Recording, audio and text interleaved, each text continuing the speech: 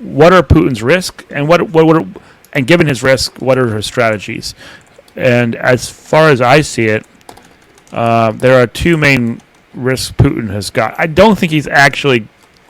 Ukrainians are not going to fight to the point where they take over Russia. Sorry, they might be able to keep him out, but taking over the country is probably not going to happen.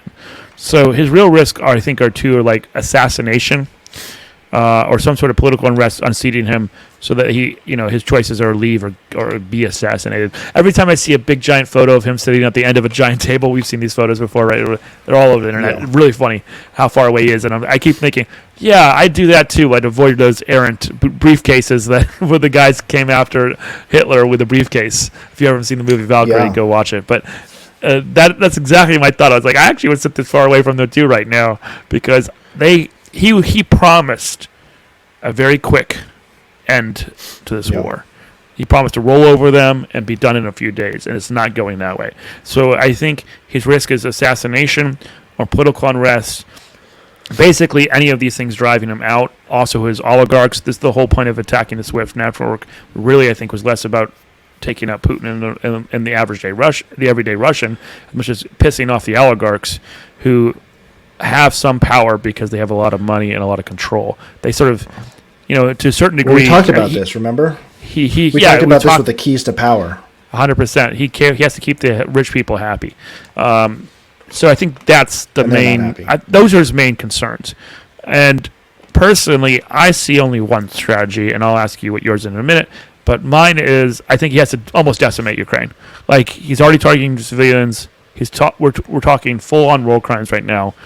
I just don't think he has any choice but to basically level Kiev and make it so miserable for them. Because if he loses, and especially in Russian society, that's basically the end of his political life, and perhaps very likely the end of his actual life. So his choice is really to win, and at this point, his win means decimation. And I think the way I think is the only way out is through. He crossed the Rubicon. You've got no choice. You've got to do this full on, and therefore I think it gets worse before it gets better. And I think that's really his only strategy at this point. I agree. I think that, one, we've already seen some of his oligarchs a little upset, kind of almost pleading like, hey, we're not part of this. Don't sanction all my money. And Putin needs them to be on his side, because they actually have his keys to power. If they're unhappy with him, he won't be in power. They're billionaires. They're also powerful. They also have loyal soldiers to them, I'm sure. And if they saw fit, they would remove Putin if they needed to, if things got uncomfortable enough for them. Putin, I think he's going into Ukraine for a number of reasons. I do think it's a move of desperation. He needs to go into Ukraine. He needs to secure water for Crimea. He wants to secure the oil off the coast of Ukraine, and he needs to secure that border against NATO. And I don't think taking a city here or there is going to do it for it. It might have, maybe in the beginning, if they had done it really easily. If they had just taken, maybe the area north of Crimea, restored water to Crimea, maybe that would have been fine, and then maybe taken over another city or two and said, these are Russian citizens now, kind of messed up Ukraine. Like, that might have been enough.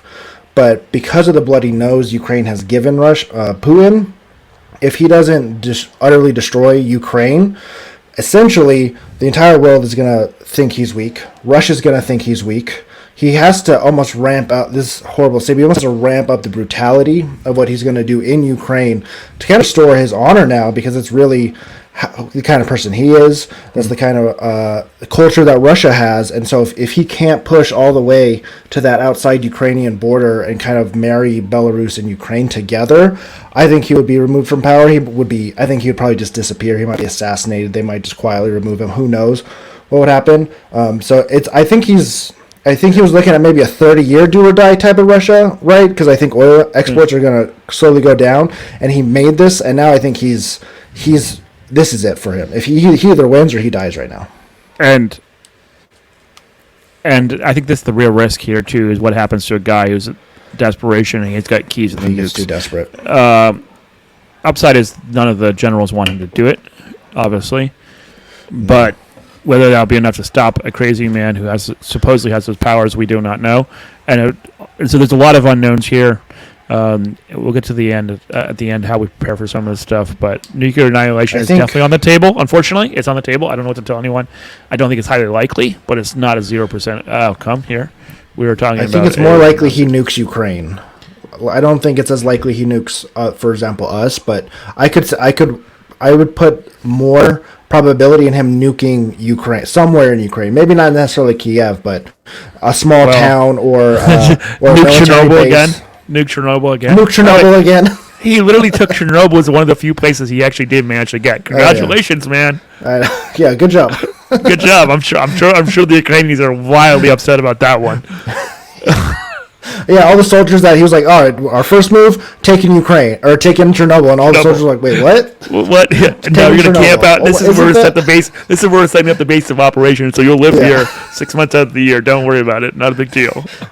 Excuse me. I think maybe that's why a lot of Russian soldiers were like, hold on. I thought we were getting information. You're sending me to Chernobyl, dude. Yeah.